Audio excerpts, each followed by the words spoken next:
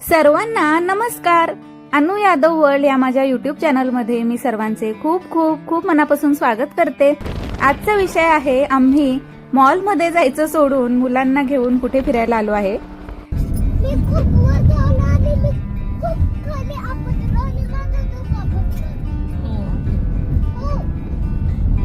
पकड पकड हात.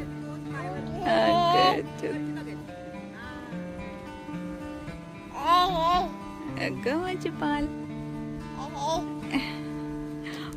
तोंडात नाही.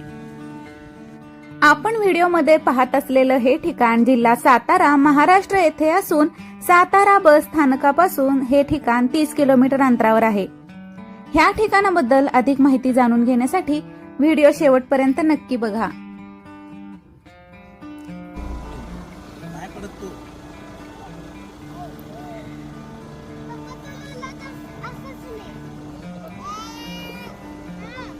छान आहे वातावरण बर का. एवढं पवनचक्की आहेत आणि निर्मनुष्य कसं म्हणायचं ह्याला. ताजी स्वच्छ आणि मोकळी हवा अनुभवायची असेल ना तर हे मस्ट विजिट प्लेस आहे. काय बघायला आलाय तुम्ही? फॅन बघायला आलाय? मोठा फॅन. अरे बापरे. सातारा जिल्ह्यातील चाळकेवाडी येथे असलेला हा चाळकेवाडी पवनचक्की प्रकल्प आहे. म्हणजे चाळकेवाडी विंडमिल प्रोजेक्ट आहे जो विद्युत निर्मितीसाठी उभारण्यात आलेला आहे.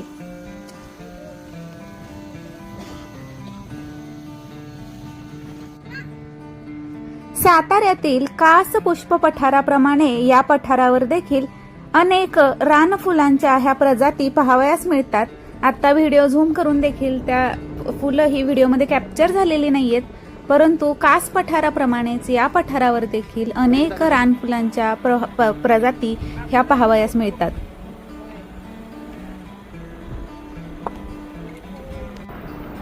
ह्या पठारी प्रदेशात शेकडो पवनचक्क्या म्हणजेच विंड मिल्स उभारण्यात आलेल्या आहेत.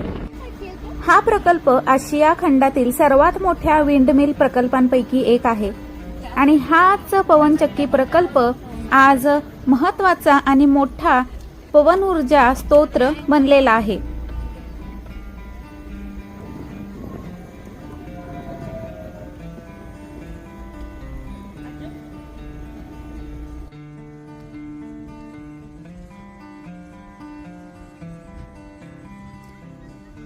या प्रदेशामध्ये खाऊच्या चहाच्या अशी काही सोय नाहीये. चहाच्या खाऊच्या टपऱ्या नाहीयेत.